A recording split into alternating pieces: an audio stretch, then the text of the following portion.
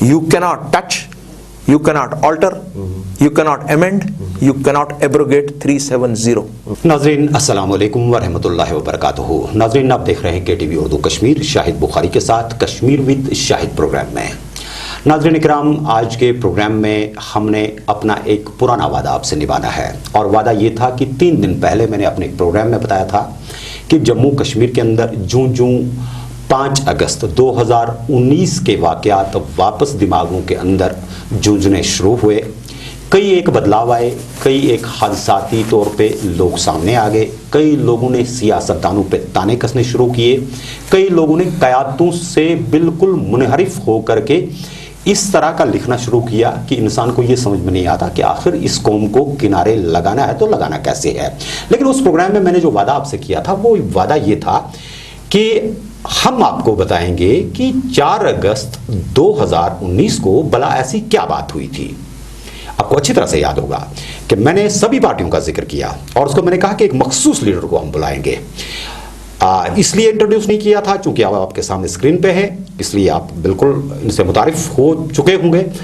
कहने का मुद्दा और मकसद है कि 4 अगस्त एक ऐसा दिन था जिस दिन क़यादतें इकट्ठी हुई गुपकार के ऊपर आकर के, और गुपकार में वहां पे सबसे अहम बात जो थी वो ये कि एक डिक्लेरेशन वहां पे हुआ जिसमें सभी जमातों ने पहली मर्तबा ये कह सकते हैं कि पूरी जम्मू कश्मीर की तारीख में इकट्ठे मिल करके एक ही बात पे अड़े रहने की बात की थी।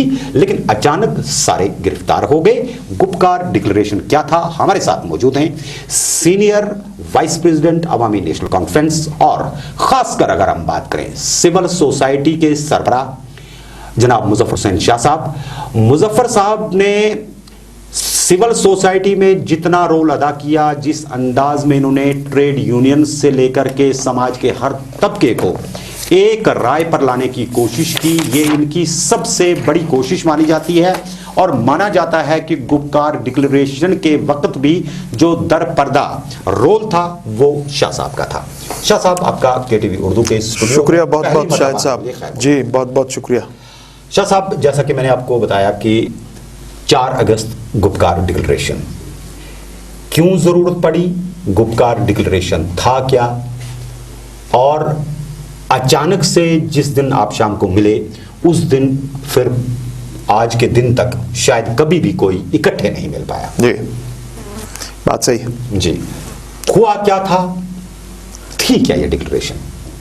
बात यह है कि जो 370 और 35A का मामला चल रहा था जी, और जब हमने इसको सुप्रीम कोर्ट में उठाया जी जी जी जी, और इस पे हमने पिटिशंस डालना शुरू की सिविल सोसाइटी की तरफ से जी, और बेसिकली यहाँ पे एक बहुत बड़ा एक गैदरिंग हुई रेडिसन होटल में जी, और उस गैदरिंग में यहाँ के तमाम सियासी जमातों के रिप्रेजेंटेटिव्स थे, उसमें सिविल सोसाइटी के मेंबरान थे, अपने बार एसोसिएशन के दिग्गज लोग थे, ट्रेडर्स फेडरेशंस थी, हता के सब कोई रिलीजियस ग्रुप्स थे, और उसमें मुझे भी दावत दी गई थी। जी, दावत दी गई थी या दावत दी गई थी या आपने इन सबको मिलाने के लिए कोई नहीं जी जी नहीं जी, उस दफा दावत दी गई थी। ओके, चूंकि ये ऑल पार्टी मीट थी, ऑल पार्टी मीट थी, उस वक्त अभी शुरू हुआ था कि भाई शायद कुछ वार होने वाला है 370 पे या 35A पे। जी जी जी जी जी जी, तब हमारी ये सिविल सोसाइटी की ग्रुप बनी ही नहीं थी जी, मैं बहैसियत सीनियर वाइस प्रेसिडेंट अवामी नेशनल कॉन्फ्रेंस में वहां बुलाया गया था। जी जी जी जी, और ये करीब 150-200 लोग करीब थे ये, माने हमारी सोसाइटी की क्रीम थी, all inclusive, okay, political social everybody. उसमें फिर बहस मुबासा होने के बाद वहां पर मुतफ़िका राय होने के बाद 5 मेंबर्स को चुना गया जी, कि ये रिप्रेजेंट करेंगे हमको in the supreme court, okay, और दिफा करेंगे 35A का और 370 का। जी, तो उसमें हम 5 आदमी चुने गए, मैं एक था, और मुझे बिल्कुल पता नहीं था कि मैं इस चीज के लिए वहां जा रहा हूं और मैं वहां ये मुझे पकड़ लेंगे वहां पे। जी जी जी जी। तो उस चीज को शुरू करके हमारी सिविल सोसाइटी कोऑर्डिनेशन कमेटी, जब ये मुत्फिका तौर पर पूरे 150-200 आदमियों ने कहा कि नहीं ये 5 आदमी होंगे, उसमें मैं एक था, और उस दिन वो दाग बेल पड़ी। माने इसको एक मैंडेट है, हमारी जो ये कोऑर्डिनेशन कमेटी थी, इसको नाम दिया गया civil society coordination committee for protection of 35A and 370। Okay, तब इसकी दाग बेल पड़ी और हमने काम शुरू किया इस पर। आप मुझे बताइए, 4 अगस्त की शाम जब इस तरह के वाकयात पेश आए, आप लोग मिले, पहले बताइए कि बहसत एक कश्मीरी, मैं किसी सियासी जमात या किसी बाकी चीज़ की बात नहीं करूंगा, क्या लगा आपको गुपकार की शाम जब सारे लीडर एक जगह पर बैठे और किसी एक चीज़ पे इत्तेफाक हुआ? आपको खुशी हुई, आपको अच्छा लगा, या आपको इस आने वाले मुस्तकबल के लिए जो कश्मीर आगे जा रहा है इसमें कोई रोशनी की किरण नजर आई? ऐसे कौन सी फीलिंग थी आप? मैं आपको एक बात बताऊं, काश ये जो 4 अगस्त की मीटिंग हमने की, काश ये तमाम सियासी जमातें, मैं किसी का नाम नहीं लूंगा जी, क्योंकि वो वक्त बीत गया, अगर उन्होंने इस सिविल सोसाइटी की बात मान ली होती 2 महीने पहले, जी, शायद न 370 टूटता, ओके, न एब्रोगेशन होती, होता ही नहीं। यार उस चीज को मैं नहीं बात करूंगा, क्योंकि उस वक्त जब ये इकट्ठे हुए और उसमें कोई दो राय नहीं है, हम सब ने अपना अपना रोल इसमें किया और एक जगह पे हम जमा हुए, क्योंकि खदशा ये था कि कुछ भी होने वाला है। और चूंकि गवर्नमेंट ऑफ इंडिया उस वक्त हमारे खुसूसन जो गवर्नर थे, मैं आपके शो पे ये कह रहा हूं ऑन रिकॉर्ड ऑनलाइन कि वो झूठ बोलने में माहिर थे। सत्यपाल मलिक की बात कर रहे हैं जी, उन्होंने झूठ बोला, जितने भी रिप्रेजेंटेटिव पॉलिटिकल उनको मिलने गए, कि भाई ये जो यहाँ पे माहौल बन रहा है, जो तनाव बन रहा है, हम देख रहे हैं कि आप यहाँ से 3-4 लाख लोग जो यहाँ पर काम करते हैं, जो रोजी रोजगार यहाँ कमाते हैं अपना, जो मुल्क के बाहर इलाकों से आ रहे हैं, उनको आप निकाल रहे हैं यहाँ से। टूरिस्ट जो हमारे यहाँ पर हैं, उस वक्त करीब 3.5-4 लाख टूरिस्ट हमारे मौजूद थे वैली में। बिल्कुल सही है। उनको होटलों में अपने कमरों से उठाकर उनको बसों में भरा गया या उनको एयरपोर्ट पहुंचाया गया।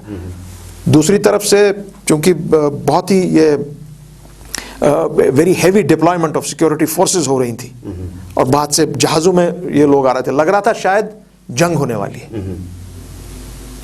इतना माहौल क्रिएट किया गया था। और उसी में हमारे गवर्नर ने with the concurrence of the central government उन्होंने अमरनाथ यात्रा को एकदम रोक लिया। ओके। और जो जितने भी यात्री यहाँ पे थे उनको वापस भेजा।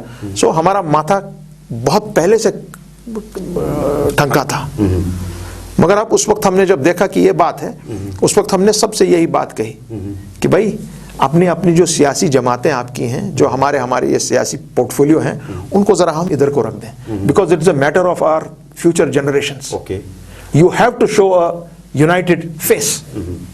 अगर हम इस वक्त यूनाइटेड नहीं होंगे तो फिर कभी नहीं हो सकते। तो फिर हमारी उस सियासत को चुल्लू पर पानी में डुबा दीजिए जी। तो फिर फैसला मुत्तफिक ये हुआ कि नहीं, हम एक जगह जमा होते हैं। मैंने उनसे रिक्वेस्ट की कि चूंकि हम महबूबा मुफ्ती जी के घर पे मिले थे, तो हमने कहा कि नहीं, बेटर है कि हम डॉक्टर फारूक साहब के यहाँ मिलेंगे, because he is the senior most of the lot. Okay. तो उनके घर पे मिलके वहां पे बात की जाए कि क्या करना है। तो वो क्योंकि हम गुपकार में मिले, उसीलिए उसका नाम गुपकार डिक्लेरेशन पड़ा, क्योंकि जो वहां पे फैसला हुआ उसको तहरीर में लेकर उसको नाम दिया गुपकार डिक्लेरेशन का। ओके, मुझे बताइए कि उसके बाद वो शाम जो थी, वो शायद वो डिक्लेरेशन के बाद आखिरी शाम थी लीडरान की बाहर आने की। उसके बाद 5 अगस्त को तो सब कुछ हो गया, हर लीडर गिरफ्तार हो चुका था लगभग हर जगह पे। मतलब कुछ ट्वीट्स बाहर आ गए, कुछ इस तरह की चीज़ें बाहर आ गई जिसमें लीडरान ने कहा कि हमें अब बाहर निकलने की कोई इजाज़त नहीं। मैं खुद गिरफ्तार हुआ उसी टाइम। बिल्कुल। मुझे बताइए कि जो गुपकार 4 अगस्त को डिक्लेरेशन हुई, आपको लगता है कि जो डिक्लेरेशन में लोग मौजूद थे, जो पार्टियां मौजूद थी, क्या वो आज भी उस डिक्लेरेशन पे अड़ी? बिल्कुल। या उसमें से कुछ बागी हुए? कोई नहीं भागा उसमें से, नॉट इवन 1%, एक भी नहीं भागा है। ये जो अपनी पार्टी बनी, वो अपनी पार्टी अपने लोगों के लिए, वो मेरे सामने वो कोई पार्टी ही नहीं है, क्योंकि वो तमाम लोग उन्होंने खाया पिया ही है 370 का पूरे उम्र। उनमें से मैक्सिमम लोग तो कहां से निकले हैं? बेसिकली सारे तो मोस्टली नेशनल कॉन्फ्रेंस ही है जी। मैं शहरी कश्मीर की नेशनल कॉन्फ्रेंस की बात कर रहा हूं, जिसका मैं भी एक छोटा सा एक अदना एक सिपाही हूं। वहीं से तो सारे निकले हैं मैक्सिमम। अगर ये सारे वहीं से निकले हैं, हाँ, जब भारत की क़यादत बात करती है कश्मीरियों की, कश्मीरियत की, तो आपको नहीं लगता कि यही लोग जो नेशनल कॉन्फ्रेंस में भारी मात्रा के साथ या बाकी जमातों के अंदर आकर के यहाँ रीजनल पार्टीज़ में यहाँ के लोगों पर ही सियासत किया करते थे, पॉलिटिक्स किया करते थे, अब वो न स्टेट मांगने के मूड में नजर आ रहे हैं? उनको लगता है स्टेट अगर हमें दिया जाता है तो बहुत बड़ी कोई चीज़ दी जा रही है, जबकि भारत की सबसे पुरानी रियासत जो थी, सबसे बड़ी और सबसे पुरानी रियासत जम्मू कश्मीर थी। आपको लगता है कि अगर आपको रियासत का दर्जा वापस भी दिया जाता है या कल की तारीख में यह ऐलान हो जाता है, क्या आप इससे इत्तेफाक करेंगे? बिल्कुल नहीं। Jammu and Kashmir without 370 unacceptable, unacceptable, statehood unacceptable. कोई नहीं ये मानने की बात करेगा। मैं आपको बता दूं, क्योंकि आपने बात की इन लोगों की, मेरे हिसाब से, हालांकि इसमें मेरे खुसूसन मेरे जाती दोस्त हैं उम्र भर के, मगर उन्होंने एक फैसला लिया और मेरा मानना है कि बहुत ही गलत फैसला लिया उन लोगों ने। मैं आपकी चैनल से, आपकी चैनल की वसादत से उनसे भी डायरेक्ट मुखातिब हूं। आप कैसे भूल गए 370, जिसपे आपकी बेस पूरी बनी हुई है, इस रियासत की बेस बनी हुई है। आप कह रहे हैं हम आज 371 पर भी काम चलाएंगे, 35A को भी भूल जाएंगे, जम्मू कश्मीर की हिस्ट्री को भी भूल जाएंगे? क्या लेना देना है इससे? इसमें क्या रखा है 370 में? ये तो एकदम खोखला हो चुका है। अरे मेरे भाइयों, अगर 370 इतना खोखला हुआ है तो आज चाइना अंदर आ गया जम्मू कश्मीर में 370 की बेस को लेकर। तो आप मानते हैं कि चाइना, तो मैं आपको बताना चाह रहा हूं कि चाहे ये खोखला है, जैसा भी है वैसा है, हमारे सराखों पर है, इसको हमको खोखला ही वापस दे दीजिए। कहते हैं कुछ लोग कि अगर यहाँ पे हुकूमत साजी हो जाती है, रियासत का दर्जा वापस मिल जाता है, तो उसके बाद हम with in the constitution of Jammu and Kashmir कुछ इस तरह के कवानीन बना सकते हैं जिसमें हम डोमिसाइल के हवाले से, स्टेटहुड के हवाले से, नौकरियों के हवाले से, रियासत के लोगों को एक मखसूस पहचान दिलवाने के हवाले से अपनी कॉन्स्टिट्यूएंट असेंबली के जरिए यहाँ पे अमेंडमेंट्स ला सकते हैं। आपको लगता है कि अगर स्टेटहुड आपको वापस मिलता है, कोई हुकूमत यहाँ पर बनती है जो इस वक्त इत्तेफाक रखती हो, 35 से ना भी मिले तो स्टेटहुड मिल जाए, आपको लगता है कि ये चीज़ें वापस आ सकती हैं कभी? शाहिद साहब जी, चूंकि आज 1 साल होने को जा रहा है, 3-4 दिन के अंदर अंदर जी, जब से अब्रोगेट हुआ है, मैं 2-3 चीज़ों में इसकी वजाहत करूं। आपके प्रोग्राम, चूंकि आपका प्रोग्राम बहुत वाइडली देखा जाता है और कश्मीर के लोग खुसूसन इसको बहुत अच्छे से देखते हैं, घर घर में देखते हैं, सिंपली मैं एक्सप्लेन करूंगा।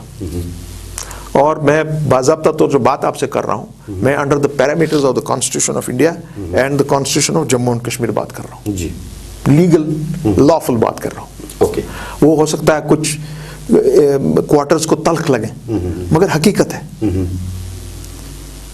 महाराजा ने जब एक्सेशन किया, एक कंडीशनल एक्सेशन था, ओके, उसमें उन्होंने ये बात साफ बता दी कि you cannot touch my flag, you cannot touch my boundaries and you cannot touch my constitution. Okay, इन 3 चीजों के साथ आप हाथ भी नहीं लगा सकते। ठीक। अगर कभी इन 3 चीजों पर हमको हाथ लगाना हो तो जब तक मैं उस अमेंडमेंट को खुद दस्तखत नहीं करूंगा तब तक हो ही नहीं सकता। हाँ, अब हो चुका है। सुनिए, गलत हुआ ना जी, आपने एक जो ये मुसवदा उस वक्त बना इंस्ट्रूमेंट ऑफ एक्सेशन का, इसकी शुरुआत हुई जब गारंटी दी महात्मा गांधी ने जम्मू कश्मीर के लोगों को। उसके बाद लॉर्ड माउंटबैटन, तब ये इंस्ट्रूमेंट्स ऑफ एक्सेशन आया, और इंस्ट्रूमेंट ऑफ एक्सेशन होने के बाद इसने तब्दीली ली इनटू आर्टिकल 370, क्योंकि इसका एक लीगल मसवदा बनाना था जी, कि लीगली हम किस तरह गवर्न करें, what will be the relationship between the state and the union of India. Okay. और उस वक्त में सिर्फ 2 कॉन्स्टिट्यूएंट असेंबली थी पूरे इस जो नया हिंदुस्तान बना था जी। एक कॉन्स्टिट्यूएंट असेंबली थी the constituent assembly of India, दूसरी कॉन्स्टिट्यूएंट असेंबली थी the constituent assembly of Jammu and Kashmir. यह दर्जा था इस रियासत का, क्योंकि यह रियासत 100 साल पुरानी रियासत थी, the oldest state of undivided India. Okay. जो हिंदुस्तान पहले तो जो बना ही नहीं था उस वक्त, अनडिवाइडेड नहीं मैं कहूंगा, अनएग्जिस्टेंट। हिंदुस्तान तो बन गया 1947 में, एक पूरे रियासतें सामने आई हैं 500-600 princely states and the British India state. और हम ब्रिटिश इंडिया स्टेट के तहत पढ़ते थे, क्योंकि हमारी रियासत को खरीदा था अंग्रेजों से महाराजा गुलाब सिंह ने 1846 में, अंडर द बैनामा अमृतसर जिसको आप कहते हैं। सो हमारा किस्सा टोटली डिफरेंट है then the other states of the, उस वक्त की जो स्टेट्स थी, प्रिंसली स्टेट्स हिंदुस्तान की। देखिए, सुनिए मेरी बात। जी जी। ये जो मसवदा था इंस्ट्रूमेंट ऑफ एक्सेशन का, इसको फिर नेगोशिएट हुआ। ये it was negotiated between the constituent assembly of India and the constituent assembly of Jammu and Kashmir. और उस कॉन्स्टिट्यूएंट असेंबली में कौन थे? सरदार पटेल, ओके, डॉक्टर श्यामा प्रसाद मुखर्जी, गोपालास्वामी आयंगर, जिन्होंने ये मसवदा तैयार किया, मेनन जो उसमें तैयारी करने में बहुत महारत रखते थे, खुद पंडित जवाहरलाल नेहरू, और यहां से हमारी कॉन्स्टिट्यूएंट असेंबली थी जम्मू कश्मीर स्टेट की, जिसको हेड कर रहे थे शेर कश्मीर शेख मोहम्मद अब्दुल्ला। इन 2 कॉन्स्टिट्यूएंट असेंबलीज ने इस चीज को शेप दी इनटू 370, ये आर्टिकल बना of the constitution of India. It is the basic article, one of the basic articles which forms the foundation of the constitution of India।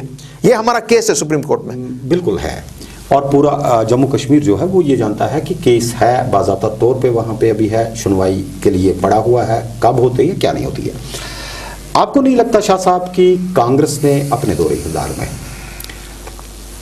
कई बार ये कोशिशें की कि हम किसी भी तरीके से 370 को अवॉइड करें, जिसके लिए आपको अच्छी तरह से याद होगा कि इंदिरा गांधी ने भी उस वक्त एक साबिका जो उनके बहुत ही सीनियर तरीन साथी थे इंद्र कुमार गुजराल जी, उनको भी यहाँ भेजा था कि आप जाकर के नज़र गुजर दे करके आइए, हम किसी तरीके से 35 से 370 को ख़त्म कर देंगे।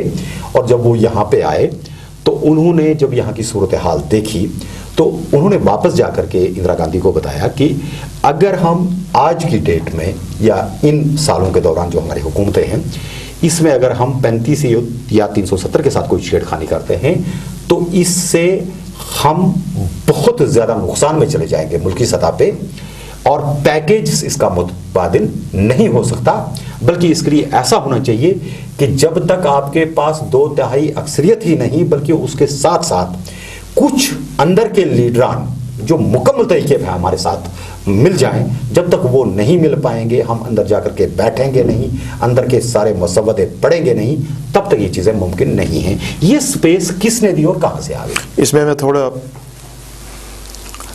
आपको तो शायद पता है, बोल नहीं पा रहे हो आप, हो सकता है जी जी नहीं, मुझे अपने थोड़े रिजर्वेशंस होते हैं खुसूसन आज के हालातों में, इसलिए मैंने कहा मैं कुछ ऐसी बातें कहूंगा, कुछ लोगों को तल्ख लगेंगी और कुछ कहेंगे शायद ये तो एंटी नेशनल बात कर रहा है, but that is not anti national, that is what the law says, कानून है ये जी। गुजराल जी ने इतना भी मिसेस गांधी को कहा था कि अगर हम 35 और 370 को छेड़ते हैं, 370 को छेड़ते हैं, बेसिकली 35 से तो 370 से ही आया, बिल्कुल उसका एक अंग है। अगर इसको हम छेड़ते हैं, सुनिए गौर से, अंग्रेजी, we will lose the legal cover on Jammu and Kashmir. That is the blunder that Narendra Modi did on 5th August 2019. The biggest blunder of the BJP and Narendra Modi's life.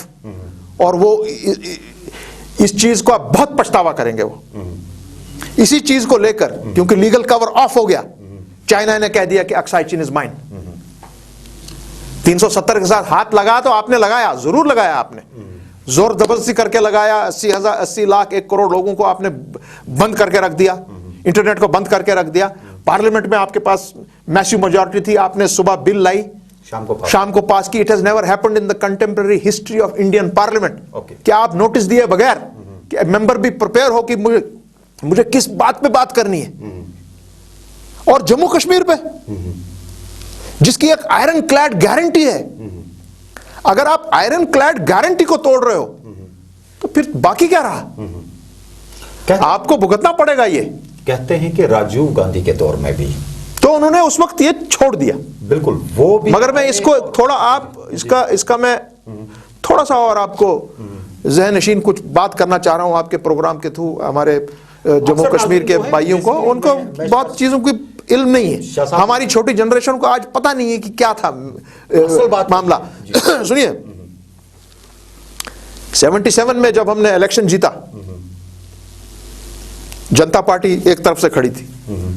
मान लीजिए कि पूरा उस वक्त गवर्नमेंट ऑफ इंडिया एक तरफ खड़ा हो गया, एक तरफ जम्मू कश्मीर खड़ा हो गया शेर कश्मीर की क़यादत में। और चूंकि वो उन दोनों थोड़े से अलील हुए थे, वो खुद पूरी तरह से मैदान में नहीं आ पाए। बेगम साहबा थी, शाह साहब थे, डॉक्टर फारूक साहब थे, पूरी नेशनल कॉन्फ्रेंस की जो अनडिवाइडेड नेशनल कॉन्फ्रेंस, वो पूरी मैदान में कूद पड़ी जम्मू कश्मीर और लद्दाख में। हाँ, इलेक्शन हो गया, गवर्नमेंट बन गई, काम चल गया। जो आप प्रोग्रेस आज देखते हैं इस स्टेट की, वो उन्हीं दिनों की देन है, उन्हीं 5 साल की, जो आज हम सब रीप कर रहे हैं। मगर उसमें एक चीज हुई जो सियासी तौर में आपको बताना चाहता हूं, जो हमारी आंखों के सामने हुई है। वो क्या था? एक रोज शेर कश्मीर ने कॉल किया मेरे वालिद को, शाह साहब को, और गुलाम नबी कोचक साहब को, जो बहुत ही सीनियर रहनुमा थे नेशनल कॉन्फ्रेंस के, कि देखिए अभी हमने 77 से आगे अब कश्मीर संभल गया है। लोग पढ़ने लगे हैं, और सबसे ज्यादा जो ख्वाहिश शेर कश्मीर की थी कि मैं वो अपनी आंखों से देखना चाहता हूं कि यहाँ के डॉक्टर, इंजीनियर्स पूरी दुनिया में जा पाए। उन्होंने वो इंश्योर किया। हाँ, हॉस्पिटल्स बने, शेर Kashmir medical institute, Lal Ded children hospital, bone and joint, उन्हीं दिनों का तो है। बिल्कुल सही है। दरगाह शरीफ उनने सही पूरा कर दिया, जो उनने ख्वाब देखा था, क्या उसमें किस्सा हुआ था। मेरक साहब ने उसकी तहरीर की थी कि नहीं ये सही है, आपको सही दिखाया गया है कि किस तरह बनाना है। नक्शा भी उनने बताया क्या होना चाहिए। मैं आपके चैनल से अपने लोगों को ये बता रहा हूँ, ये जो मुतबरक जगह आज जो थी वहाँ पे, उसका जो डिज़ाइनिंग हुआ, उसका क्या किस्सा था। ये सब काम जब हो गए तो शेर कश्मीर ने बताया इनको कि देखो, मैंने मिसेस गांधी के जो हमारी बातचीत हुई है उनसे मैंने वाज़िह तौर पे कहा है कि आपको मेरे साथ जहां पर मैंने छोड़ा था 9 अगस्त 1953, जो तब से, ये मैं आपके एक सवाल का जवाब दे रहा हूं जो आपने बीच में पूछा था, मैं सुन रहा कि मैं आपको तब से जितने भी आपने यहाँ पे कवानीन लाए हैं उन पर आपको मेरे साथ बात करनी पड़ेगी, क्योंकि अभी जम्मू कश्मीर का फाइनल डिस्पोजल नहीं हुआ है जी। और चूंकि मैं तबीयत से अब उतना सही नहीं हूं, मैं चाहता हूं कि मेरी जिंदगी में वो बात हो जो मेरे साथ आपके वालिद के टाइम से और फिर आपके टाइम से अधूरी रह चुकी है। तो उन्होंने नेशनल कॉन्फ्रेंस को इनको बुलाया, बोला आप ऐसा करेंगे, आप एक जनरल काउंसिल बुलाएंगे, इजलास, general council which is superior to the working committee. उसमें आप ये फैसला ले लें कि हम 9 अगस्त 1953 से यहाँ तक जो कवानीन हैं उस पर दोबारा हम एक डिस्कशन शुरू कर रहे हैं सेंट्रल गवर्नमेंट, क्योंकि ये मेरे साथ बेसिक बात थी। मोस्टली आज लोग ये कहते हैं कि परे शेर कश्मीर जैसा, उन्होंने प्राइम मिनिस्टर थे, वो चीफ मिनिस्टर बन गए, उन्होंने तो बेच डाला कश्मीर को।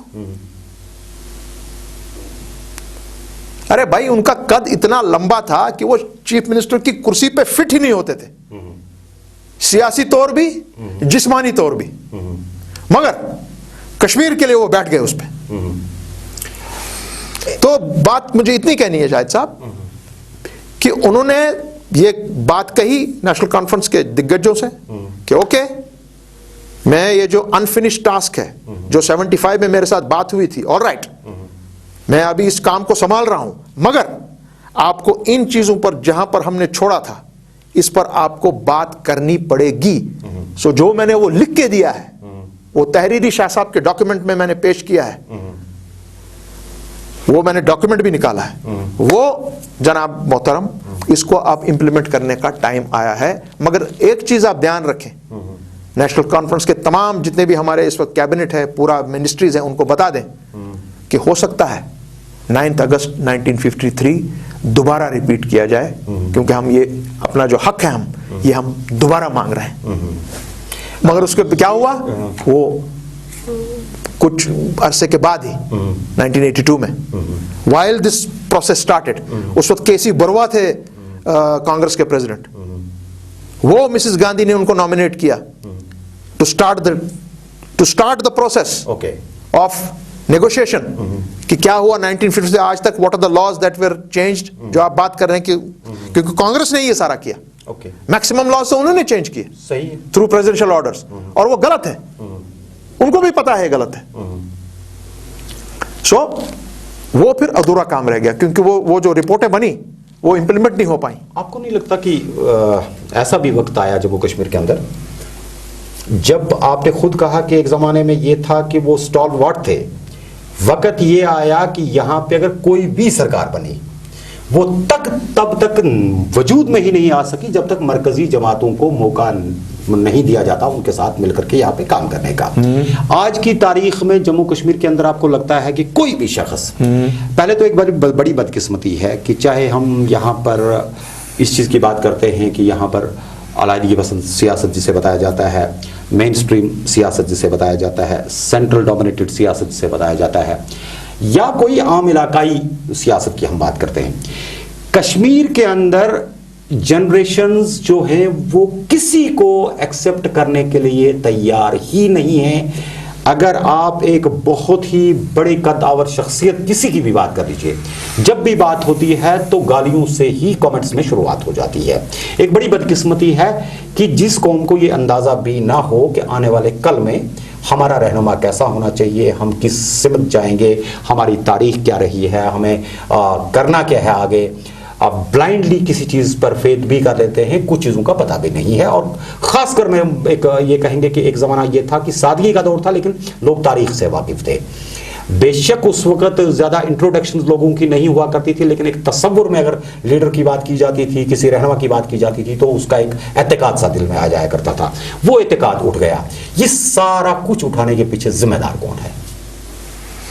ये बात आपकी बहुत वाजिब है, क्योंकि लोगों में आजकल पॉलिटिशियंस के तई एक ट्रस्ट डेफिसिट है। ट्रस्ट ही करते हैं किसी में, क्योंकि इतने धोखे खा चुके हैं, अब ट्रस्ट करना बड़ा मुश्किल हो रहा है। सही। और मौला ही जाने आगे क्या होगा। हमारी बहैसियत एक छोटे से अदना से एक सिपाही के, हमारी कोशिश रहेगी कि जो भी हमारे पास इस वक्त है, मौजूद है लीडरशिप, चूंकि 370 का जो वार है, ये हमारे तशख्खुस पे वार है जी, हमारी आइडेंटिटी पे वार है, और हमारी एक पहचान पे वार है। आज मगर एक बात थोड़ा सा हटके मैं बात करूंगा इस चीज से, कि एक साल में जब मैंने सिविल सोसाइटी का किस्सा शुरू किया और जम्मू में मैं गया और सीधा बीजेपी के हेडक्वार्टर में मैं गया अपनी टीम लेके, और उनको समझाया हमने कि आप जो करने जा रहे हैं, जो हमको लग रहा है, याद रखिए जम्मू डिवीजन कल आपके खिलाफ खड़ा हो जाएगा, लद्दाख डिवीजन खड़ा हो जाएगा, जब वो समझ पाएंगे कि आप क्या करने जा रहे हैं जी। आज जम्मू मैसिव, बिल्कुल मेजॉरिटी ऑफ जम्मू डिवीजन, और क्योंकि जब हम जम्मू की बात करते हैं, जो आपके जैसे जो टीवी चैनल्स हैं पूरे मुल्क में, Buddhist dominated state division, it's still a Muslim dominated region. Jammu Kashmir state is a majority Muslim state. आज हिंदुस्तान की सेक्युलरिज्म का टेस्ट है। और वो सेक्युलरिज्म का टेस्ट कहां पर है? ये टेस्ट है आज सुप्रीम कोर्ट को। पूरी सुप्रीम कोर्ट के सामने आज ये टेस्ट है। पूरी दुनिया देखेगी वो किस तरह से केस को डिस्पोज ऑफ करेंगे। क्योंकि मैं आपको यह भी बता दूं कि 370 इतना जबरदस्त एक मामला है सुप्रीम कोर्ट ऑफ इंडिया के पास भी। मैं माफी चाहता हूं, मैं कोई गैर कानूनी बात नहीं कर रहा हूं। Supreme Court of India even does not have the power to touch it.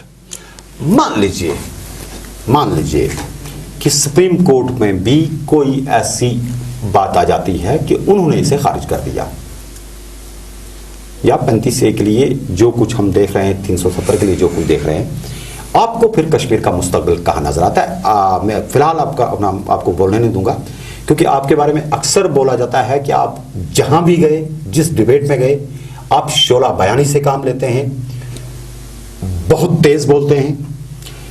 मैं चाहता हूं कि बिल्कुल एक नरमी के माहौल में लोगों को पहले यह भी पता चले कि शाह साहब एक ठंडे दिमाग से बात करने वाले लीडर भी हैं। बिल्कुल, ये सिर्फ सियासत ही नहीं करते बल्कि मुल्क की कई रियासतों के अंदर बिजनेस भी कर रहे हैं। तो जाहिर सी बात है इसमें अप्स एंड डाउन्स भी आते रहते हैं, बाकी चीजें भी आती रहती हैं। तो अगर कोई इस तरह की बात हो जाती है, आप कश्मीर के मुस्तकबिल को कहां पे देख रहे हैं? मैं बताऊं आपको, इसमें कश्मीर का मुस्तकबिल नहीं, इसमें कश्मीर, जम्मू, लद्दाख, गिलगित बल्तिस्तान, मुजफ्फराबाद, ये मेरी स्टेट है। Okay, accepted by the parliament of India. ये 5 खित्तों का मामला है, ये सिर्फ कश्मीर का मामला नहीं है। और सुन लें, आज की तारीख में 1 साल के अंदर अंदर मैं आपकी चैनल से सीधा प्राइम मिनिस्टर को मुखातिब कर रहा हूं, होम मिनिस्टर को मुखातिब कर रहा हूं, अदब और एहतराम से। और जैसे आपने कहा, बड़े प्यार से मैं बात करूंगा कि सर, आपने ये केस हार दिया, यू लॉस्ट। क्योंकि आज जम्मू हमारे साथ खड़ा है। जो ही उनको डोमिसाइल आपने लाया, वो समझ गया कि बीजेपी ने मेरी टांगे काट दी, मेरी नौकरी गई, मैं गया। जो हमको बता रहे थे ये लोग, जो कश्मीर बता रहा था, वो सही था। लद्दाख का पूरा डिवीजन आज हमारे साथ खड़ा हो गया कि नहीं, मेरे तो आइडेंटिटी को खत्म कर रहे हैं, मेरा कल्चर ही खत्म हो रहा है।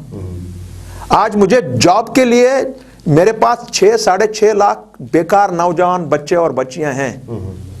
क्या आपका मतलब है कि मैं खड़ा हो जाऊं, मेरा बच्चा खड़ा हो जाए उनके साथ, उनके बच्चों के साथ, जो यहां पर सिर्फ 5 साल रहे हैं या 7 साल रहे हैं या 10 साल रहे हैं या 15 साल रहे हैं, क्योंकि आपने उनको डोमिसाइल के तहत आपको ये हक देना चाह रहे हैं। आज सबसे बड़ी जीत इस चीज की हुई, जो एब्रोगेशन हुआ, वो ये हुआ कि आज कश्मीरी पंडित भाई आपके साथ खड़ा हो गया। बिल्कुल, और पहली मर्तबा हमने ये देखा कि पहली मर्तबा आज उन्होंने कहा कि नहीं, नथिंग डूइंग 370 एंड 35A। और 370 और 35A, जहां तक 35A का ताल्लुक था, 35A क्या है? हमने इसको हिंदू और मुसलमान का मामला बनाया, बांट दिया है, बांध दिया आपने। अरे बाहर जब आप बात करेंगे वो कहते हैं ये तो आप लोग तो सारे एंटी हिंदू हो। और ने मेरे भाई 370 35A जब आया था, मैंने नहीं लाया, वो डोगरा रूल में है। नहीं। सबसे पहले जो आवाज उठाई वो कश्मीर फॉर कश्मीरीज। बिल्कुल, मेहरबानी करके सुन ले, क्योंकि हमने इस 7 महीने में 8 महीने जब हम ये बंद थे, बड़ा मुताला गौर से किया। एक किस्सा है क्या, कश्मीरी पंडित भाई ने ये शुरू किया। बिल्कुल सही है, क्योंकि डोगरा भाई ने शुरू किया। उसने महाराजा से कहा, देखिए महाराजा साहब, हमको आप बचाइए पंजाबी मुसलमान से, हमको आप बचाइए पंजाबी हिंदू से। So 35A is as important for a Kashmiri Muslim as well as a Sardar, a Dogra, a Pandit, a Baudh, a पहाड़ी, a गुजर, जो भी हमारा ये गुलदस्ता बनाता है जम्मू कश्मीर के स्टेट का, इतने ये जो हमारे एथनिक ग्रुप्स हैं, ये इन सब के लिए है, ये थोड़ी में कश्मीर के लिए। ये समझने में बीजेपी और आरएसएस चूक नहीं किए, उनका एक अनफिनिश्ड एजेंडा था।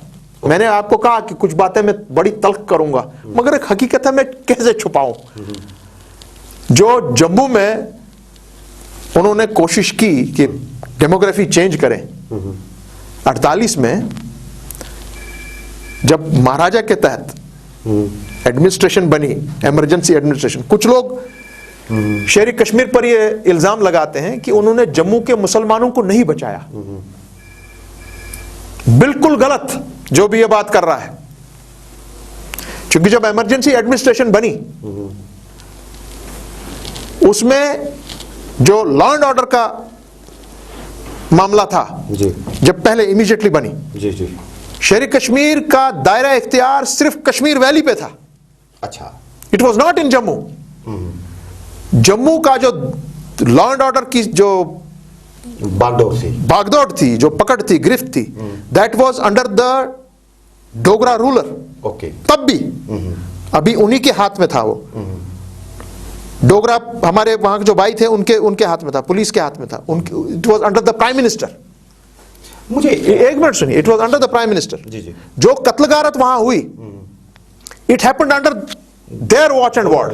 जी, और यहां पर क्या हुआ, यहां पर नेशनल कॉन्फ्रेंस ने उस वक्त पंडितों को, जो यहां पे महाराजा बहादुर छोड़ के चले गए थे अपने नॉन मुस्लिम ऑफिसर्स को, जो भाग के आ रहे थे हमारे रीजन से, दूसरे रीजन से, अपने यहाँ मुजफ्फराबाद से लोग भाग के आ रहे थे, नॉन मुस्लिम्स, बिल्कुल सही, जो महाराजा के लोग थे, बिल्कुल सही बात है, हमारे स्टेट के लोग थे, मुलाजिम थे, हजारों की तादाद में।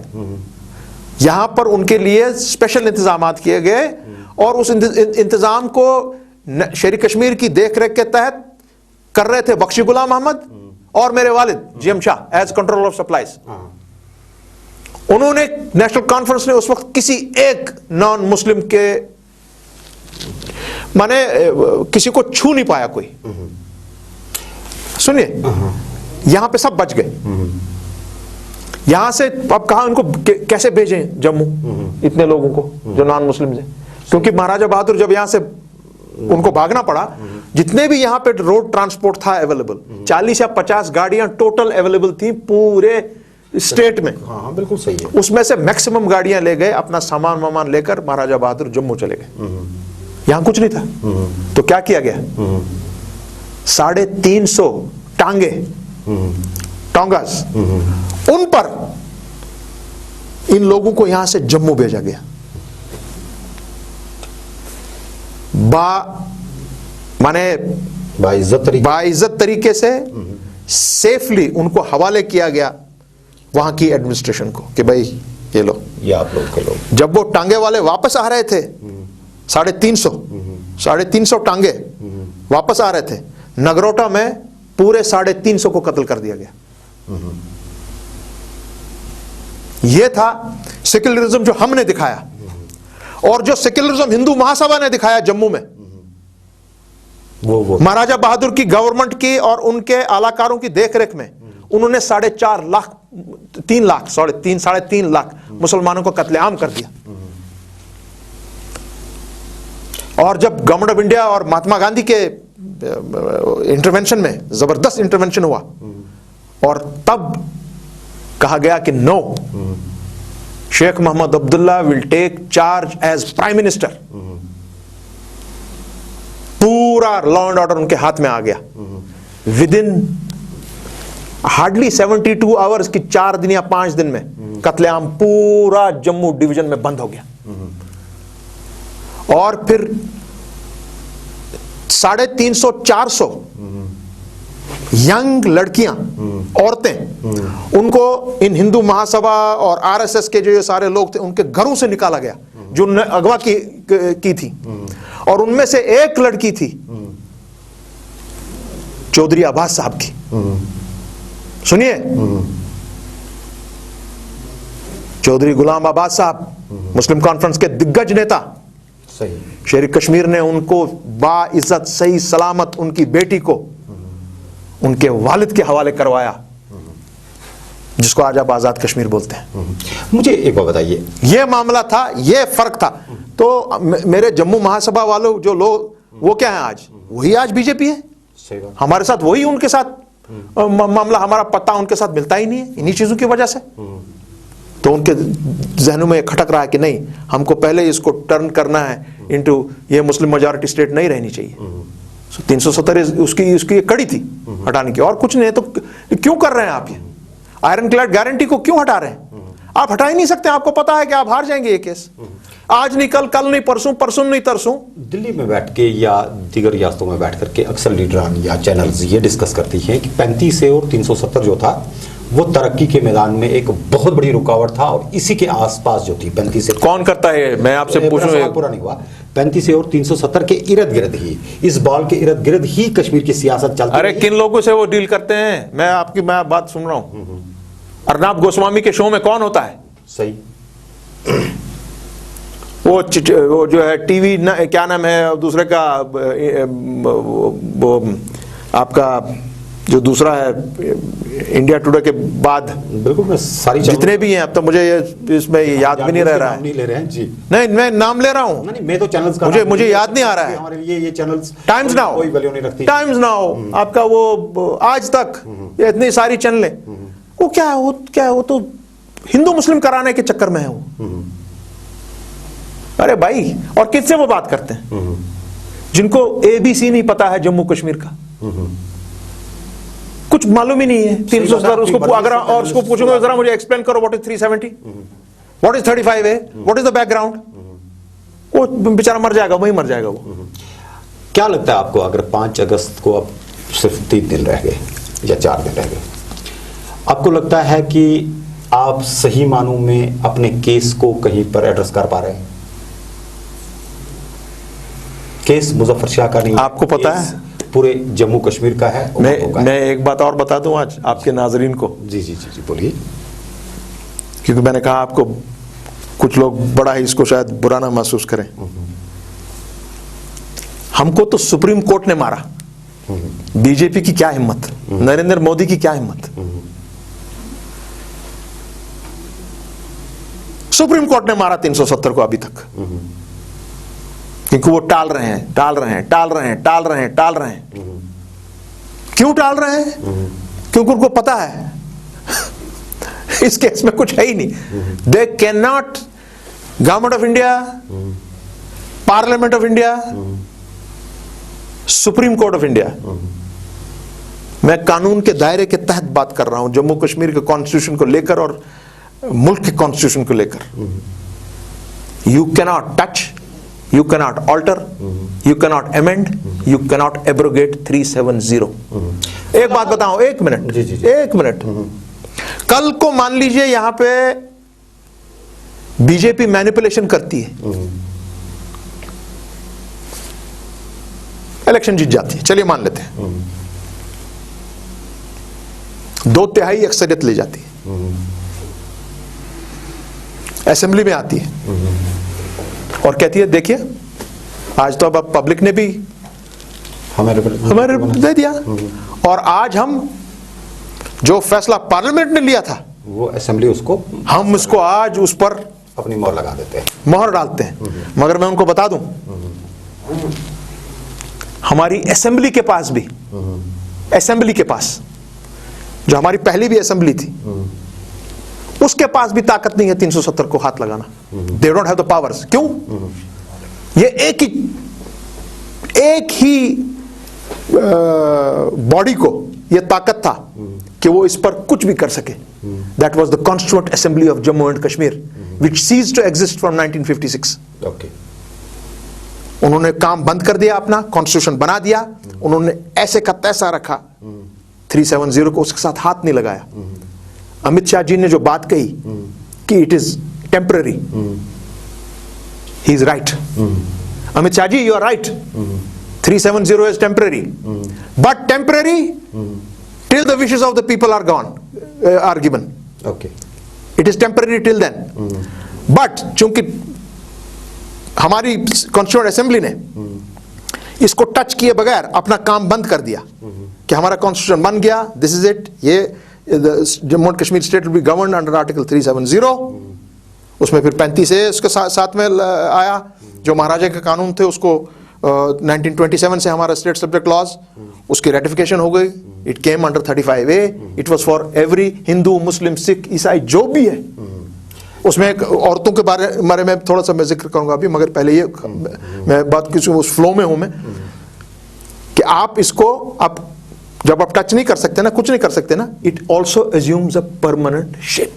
Okay, 1 minute now for me, मैं अपने होम मिनिस्टर को कुछ सिखाना चाहता हूं आपके शौक से कि मेरे भाई अमित शाह जी, जैसे आपने मुझे कहा ना, बड़े प्यार से, जरा गुस्से के बगैर बोलिए, बड़े अदब से आपसे मैं कहता हूं 370 is neither temporary, it is neither permanent.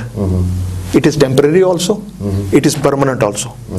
But the real position is, it was designed as specific to Jammu and Kashmir.